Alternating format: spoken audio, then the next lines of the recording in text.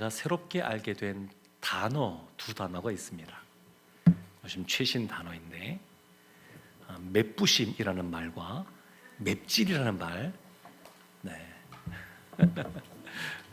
매운 걸 잘 드시는 분들은 맵부심이라고 얘기하고, 매운 걸 잘 못 먹는 사람은 맵찔이 이렇게 말하는 것 같습니다.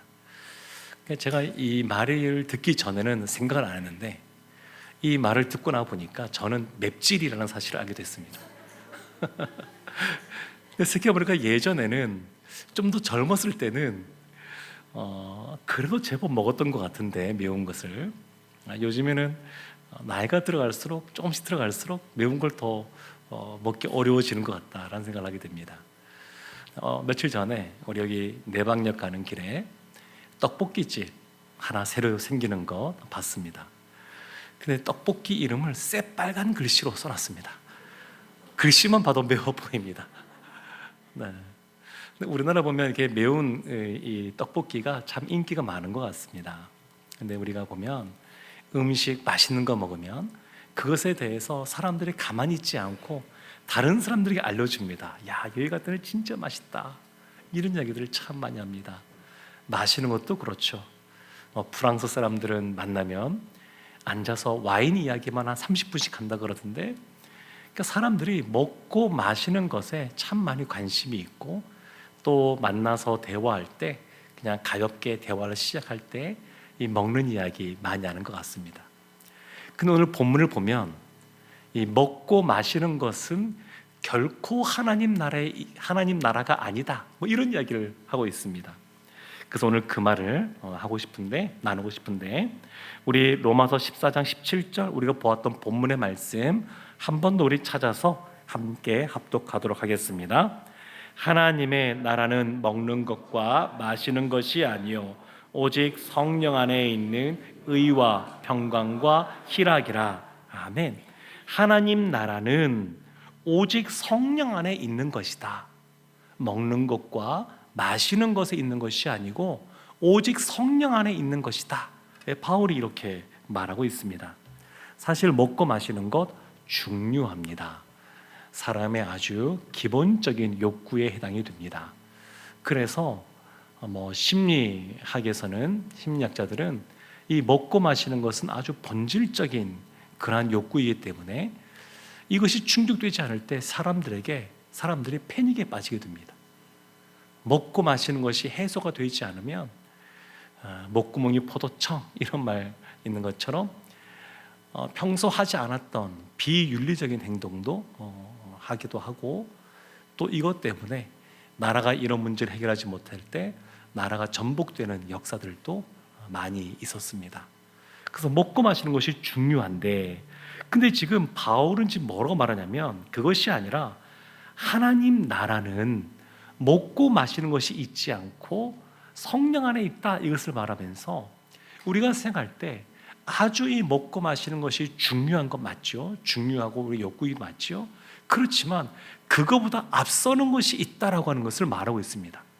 먹고 마시는 것이 본질적인 것이 아니라 그것이 비본질적인 것이고, 신자에게 있어서, 성도에게 있어서 본질적인 것은 하나님 나라를 추구하는 것이다.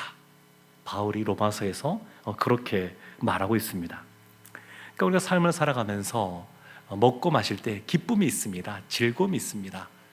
그런데 이 기쁨과 즐거움이 그렇게 오래 가지는 않습니다.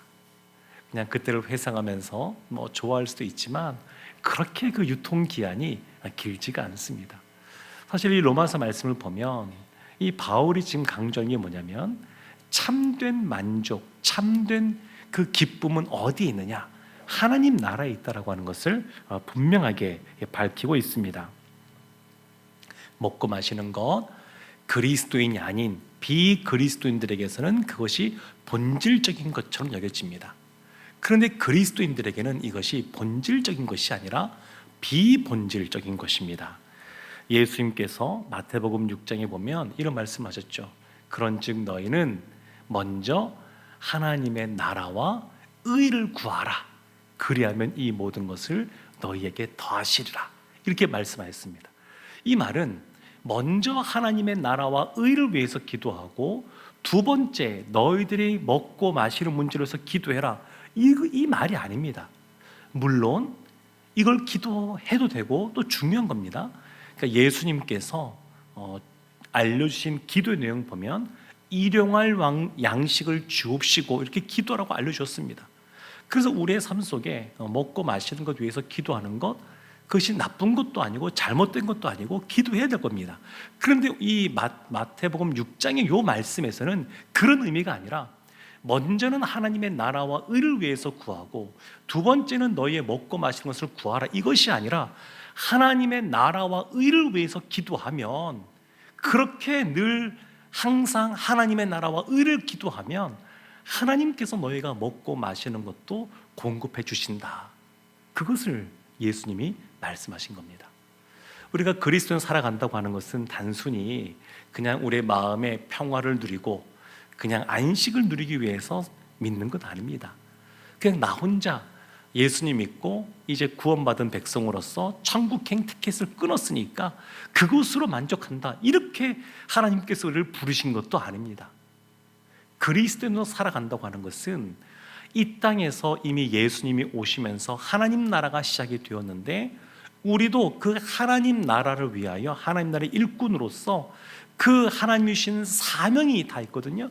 그 사명을 감당하는 삶을 살라고 하나님이 우리를 부르셨습니다. 근데 그 같은 삶을 살아갈 때 그냥 하나님 앞에 하나님의 나라를 위하여 의를 위하여 기도하며 나아가면 하나님께서 먹고 살아가는 문제를 공급해 주시는 그러한 은혜를 누리게 됩니다. 사실 이럴 때 우리의 믿음이 더 커지고 분명해집니다. 그냥 늘 세상 사람들처럼 똑같이 미래에 대한 불안함 때문에 그냥 두려워 떠는 것이 아니라 이 세상을 살아가면서도 내 힘이 아닌 하나님이 주시는 능력으로, 하나님이 주시는 지혜로, 하나님께서 예비하신 그 길로, 하나님께서 만나게 해주시는 그러한 사람들과 더불어서 그 같은 길을 걸어가는 것, 하나님께서 그런 것을 우리에게 원하십니다. 그래서 늘 하나님을 경험하다 보게 되면 믿음이 더 굳건해집니다.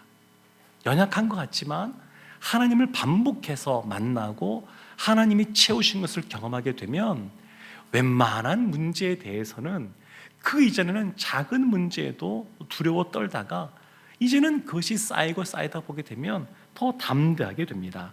사나 죽으나 하나님의 영광을 위하여 살아가는 그러한 삶을 살게 됩니다. 우리 수험생들도 있지만 다음 주에 시험 있죠. 근데 그것도 마찬가지입니다.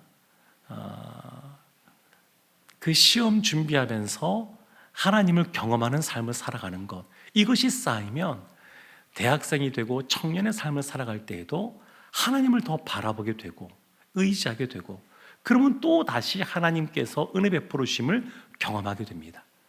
그러니까 단순히 어떤 그 나타나는 결과가 아니라 하나님께서 이 모든 것을 통하여 우리를 훈련시키시고 단련시키고 있다고 하는 것을 인정하는 삶을 산다 그러면 사실은 결과가 어떠하든 하나님께서 가장 좋은 길, 최고의 길로 인도하신다라고 하는 것을 믿고 나아갈 수 있습니다. 믿음이라고 하는 것은 사실 하나님과의 관계, 그 관계를 믿는 겁니다. 하나님이 선하신 분이라고 하는 것, 그것을 믿는 겁니다. 우리가 믿음이라고 하는 것은 모든 것을 다 알아서 믿는 것 아닙니다. 우리가 밝히 알고 우리가 그 아는 것을 믿는 것도 있습니다. 성경은 그것을 분명히 우리에게 알려주고 있습니다. 그렇지만 또 훨씬 더 많은 경우의 우리 삶 속에서 알지 못하는데 하나님께서 희미한 것을 보여주시는, 또 바로 앞에만 보여주시는 그 발걸음을 향해서 믿음의 발걸음을 떼야 될 때도 참 많습니다. 하나님은 그걸 우리에게 요구하셔요. 하나님이 선한 목자라는 것을 인정한다 그러면 하나님께서 보여주시는 부분이 그냥 요 바로 앞에 그냥 바로 앞에만 보인다 하더라도, 그리고 그 이후에 어떠한 삶이 펼쳐질지 보이지 않는다 할지라도 그 믿음의 발걸음을 떼는 것, 하나님이 그런 걸 우리에게 원하십니다. 이런 경우가 훨씬 더 많습니다. 하나님께서 우리를 향한 계획을 갖고 계시고 그리고 우리를 이끌어 가시는데, 근데 그것을 아주 분명하게 보여줄 때도 있지만, 바울에게 이방인의 사도라고 하는 아주 분명을 볼 때도 있지만, 사실은 그 이방인의 사도로 부름받았을 때도 구체적으로 어떻게 가는지에 대한 것은 하나님께서 말씀하지 않으셨습니다. 이런 것이 허다합니다. 그러니까 하나님을 믿는 겁니다.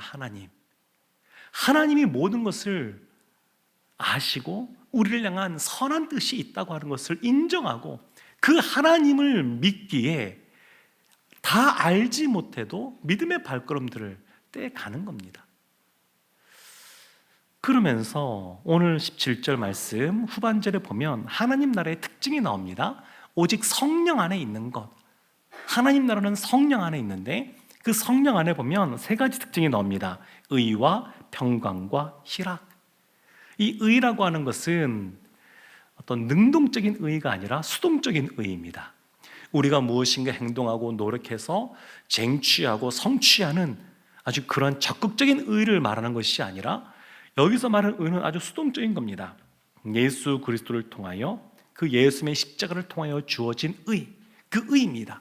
그래서 루터가 늘 강조했던 것이 뭐냐면, 성도는 의인임과 동시에 죄인이다, 이 말을 늘 강조했습니다. 그러니까 우리가 예수님의 그 십자가로 말미암아 의롭다라고 칭해졌는데, 예수님의 의 때문에 우리가 의롭게 되었는데, 예수 그리스도 십자가의 보혈로 우리의 죄가 덮여지고 용서함 받아서 의롭게 되었는데, 동시에 여전히 우리가 죄인이라고 하는 사실을 루터는 늘 인식하고 있었습니다. 그러니까 우리가 갖고 있는 의는 예수님 때문에 얻게 된 의입니다. 그래서 왜 예수님께서 우리를 의롭게 하셨는가, 왜 예수님께서 이 땅에 오셔서 십자가를 지셨는가 생각해 보면, 예수님이 죄인으로 살아가고 영원히 죽을 수밖에 없는 우리를 긍휼히 여기시고 사랑하셔서 그렇습니다. 그래서 이 의라고 하는 것은 늘 긍휼과 세트처럼 같이 붙어 가야 됩니다. 그러니까 의만 내세우고 긍휼이 없으면 바리새인의 길을 걸어가게 됩니다. 바리새인들이 그 세리들을 향하여서 이 죄인들, 이런 것을 그냥 공공연하게 말하는 삶을 살았는데, 근데 그런 것처럼 이 긍휼을 잃어버리면, 이 의만 내세우면 아무리 그것이 옳은 것 같이 보여도 사실은 그렇지가 않습니다. 예수님께서 그 긍휼과 사랑으로 우리를 의롭다 칭해 주기 때문에 우리도 의라고 하는 것을 추구하며 살아가야 되죠. 성화의 과정을 걸어가는데 성화의 그 과정 속에 있는 의가 있습니다. 근데 그런 모습을 닮아가야 되지만 그 안에 늘 긍휼과 사랑의 모습이 같이 있어야 됩니다. 하나님 나라의 특징, 의가 있고 또 평강이 있습니다. 평강, 샬롬이죠. 히브리어 샬롬. 오늘 피스메이커의 날, 그래서 저도 아침부터 거기 참석하고 왔었는데, 하나님께서 하나님 나라 가운데 이런 평강을 주십니다. 이 진정한 평화라는 건 어떤 거냐면, 세상에서도 보면 조약을 맺고 하면서 평화협정들을 맺곤 합니다. 근데 이것이 시간이 지나면 어떻게 바뀔지 모릅니다. 지금도 미국의 정권이 바뀌면서 어떤 일이 펼쳐질지 세계가 지금 알지 못하고 약간 걱정하는 그런 분위기 있지 않습니까? 그전에는 사이좋게 또 평화롭게 지켜주겠다고 했던 러시아와 우크라이나 관계에서도 보게 되면 지금은 전쟁 가운데 있습니다. 세상에서 말하는 그런 평화라고 하는 것, 국가와 국가의 관계도 이러한데 개인과 개인의 관계는 어떠겠습니까? 그러니까 그전에 사이가 좋고 그랬던 관계도 이런저런 일들 때문에 깨어지는 경우가 너무 많습니다. 그래서 이 세상에서 진정한 평화라고 하는 것은 사실 예수 그리스도 안에서 누릴 수 있는 평화밖에 없습니다. 예수 그리스도 안에서 누리는 평화. 그러니까 하나님은 우리에게 화평케 하는 자가 되라고 말씀하셨습니다. 화평케 하는 자가 되라고. 어떻게 하면 화평케 하는 자가 될 수 있느냐? 우리가 하나님으로부터 이어졌다는 것을 생각하고, 하나님과 우리 사이에 막혀있던 죄의 문제를 예수님이 십자가로 그것을 허무셨는데, 그 십자가로 허물어진 그 은혜 가운데 하나님과의 화평을 먼저 이루는 겁니다. 어떻게 다른 사람과 평화롭게 살 수 있느냐, 평강의 삶을 살 수 있느냐, 그 시작은 하나님과 내가 화평의 관계를 유지해야 됩니다. 그건 나와 내 자신의 관계도 마찬가지입니다. 내가 나를 바라볼 때 어떤 사람은 교만할 수가 있습니다. 나 정도면 잘났지. 그리고 어떤 사람은 스스로 굉장히 자신을 비하하기도 합니다. 근데 이 두 가지는 다 교만이거든요. 하나님이 바라보는 시각으로 보는 것이 아니라 내가 중심입니다. 내가 중심이어서 내 삶의 내 자리에 중심에 내가 있어서 이 모든 것을 바라보고 평가하는 겁니다. 그래서 자기 중심적으로 살아가는 것은 죄입니다. 하나님의 관점으로 보는 것이 아니라 자기의 관점으로 자신을 바라보고 평가하고 그렇게 행동하는 것은 죄입니다. 하나님이 중심 가운데 계셔야 됩니다. 그래서 하나님이 바라보시는 나의 존재는 어떠한가? 하나님 나를 어떻게 바라보시는가를 늘 기억해야 됩니다. 하나님은 우리를 독생자 예수 그리스도를 내어줄 만큼 우리를 사랑스러운 존재로 보십니다. 이 놀라운 거죠. 하나님이 우리를 예수 그리스도의 생명을 내어줄 만큼 우리를 사랑하십니다. 우리가 그런 존재입니다. 하나님 안에서 평화롭게 살아간다, 화평을 누리며 살아간다, 하나님 나라를 누리며 살아간다고 할 때 어떤 사람들이 있을까 생각해 보면 성경에 나오는 믿음의 사람들도 있고 교회 역사 속에 나오는 믿음의 영웅들처럼 여겨지는 그런 아주 대단한 사람들도 있습니다. 장로교가 시작된 게 칼빈에 의해서 장로교는 시작이 되었는데, 종교교가 칼빈에서 시작되었는데, 칼빈은 하나님 나라를 누리며 살았을까요? 네, 하나님 나라 누리며 살았습니다. 근데 칼빈의 삶이 어땠느냐? 칼빈은 아주 말씀을 사모하는 사람이었습니다. 그래서 말씀을 묵상하고 연구하다가 결혼할 시기를 놓쳤습니다. 그러니까 오늘날과 다르게 그 당시에는 더 빨리 결혼했으니까, 그래서 나이가 31살이 되어서야 결혼을 했습니다. 노총각이었습니다. 그 당시에는. 근데 결혼을 했는데 누구랑 결혼했느냐? 자녀가 7명 딸린 과부와 결혼을 했습니다. 근데 나중에 보면 칼빈은 그 시기가 본인 삶에서 제일 행복했다, 이렇게 고백도 하는데, 그 사별한 과부가 7명의 자녀가 있는데 그 아내와 결혼해서 살았습니다. 그 부인과의 사이에, 칼빈과 사이에 3명의 자녀가 태어났습니다. 그런데 안타깝게도 3명의 자녀가 다 죽게 됩니다.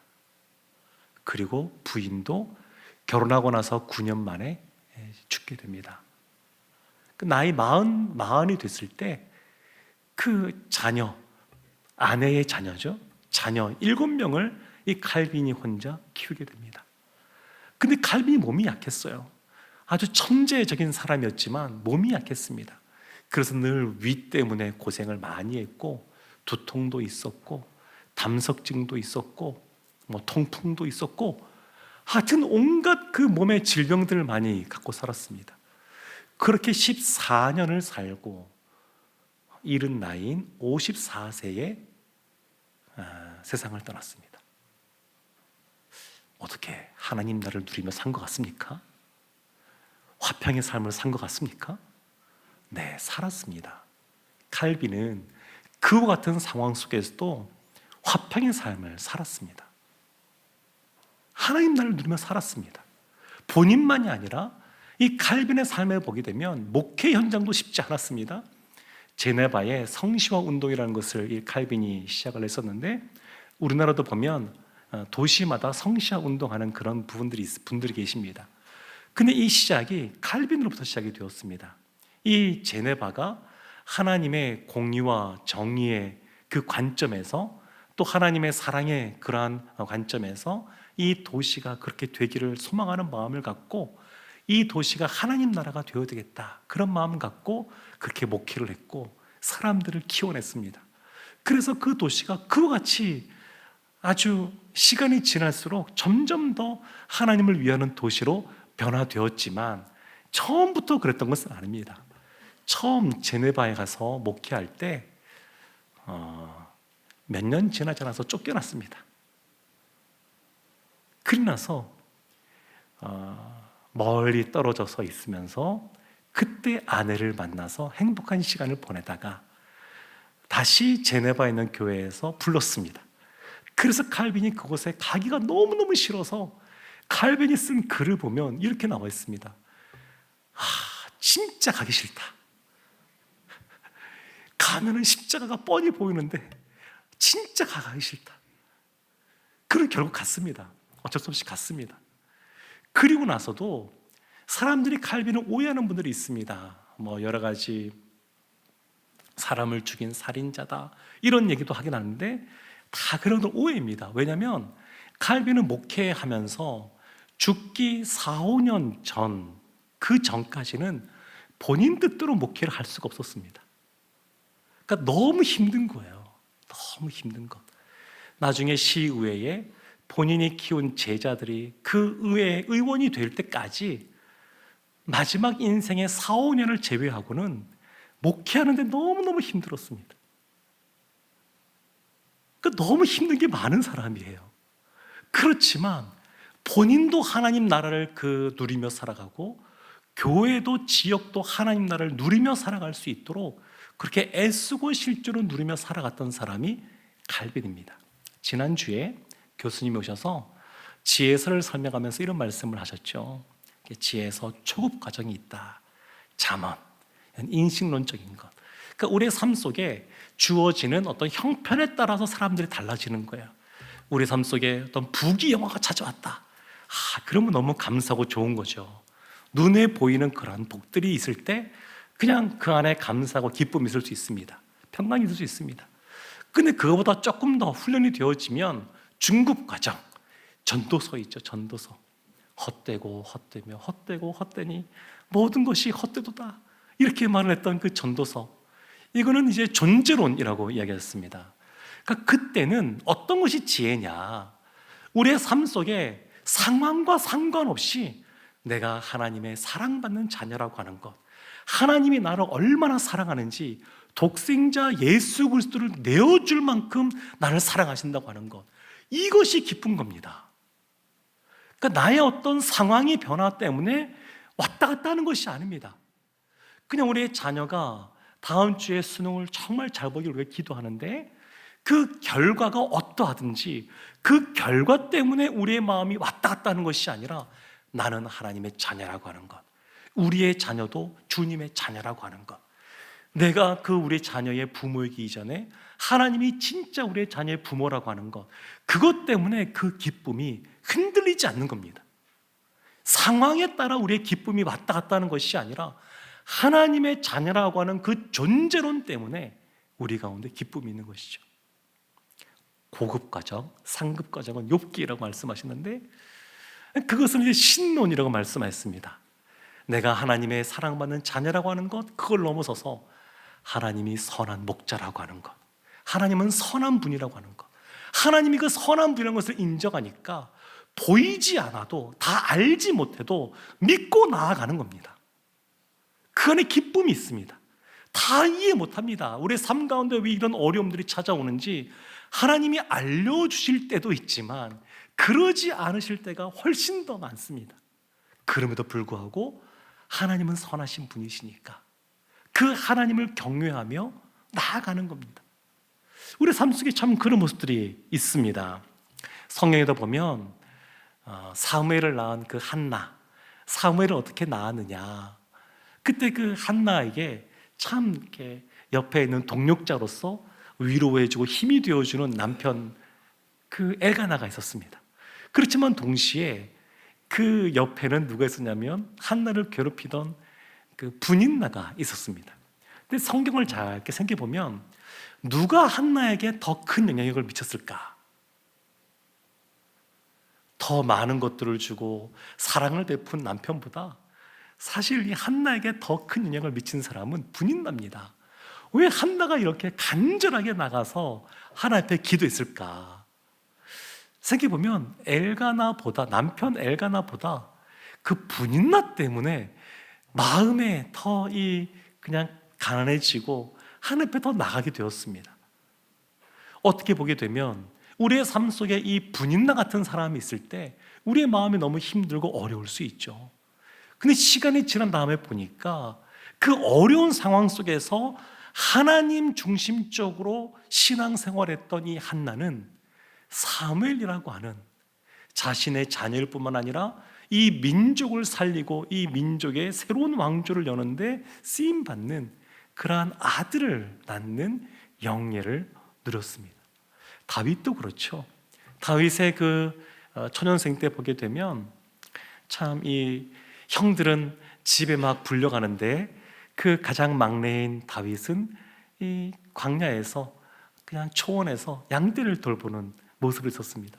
그러니까 어린 나이지만 어리고 막내이니까 또 배려받고 사랑받는 모습이 아니라 어린데도 불구하고 그냥 형들보다 더 많은 것들을 해야 되는, 험한 일도 해야 되는, 어쩌면 사랑을 많이 못 받은 그런 모습으로 다윗이 있었습니다.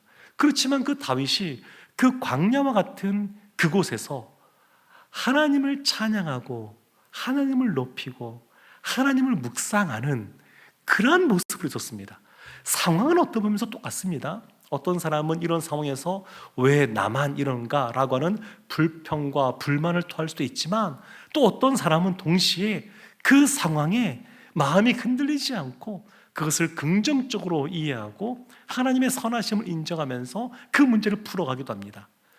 다윗에게 요나단이라고 하는 좋은 동력자가 있었지만, 또 한편으로는 그를 괴롭히던 바로 옆에 있었던 사울 왕도 있었습니다. 근데 그럼에도 불구하고 이 사울 왕에 쫓기면서도 이 사울 왕의 영향을 요나단보다 더 많이 다윗이 받았는데, 받으면서도 하나님 앞에 머물러 있다 보니까 하나님이 주시는 그런 평강을 누리게 됩니다. 사람이 주는, 세상이 주는 평강이 아니라 세상이 알 수 없는 그런 평강, 그런 평강을 누리게 됩니다.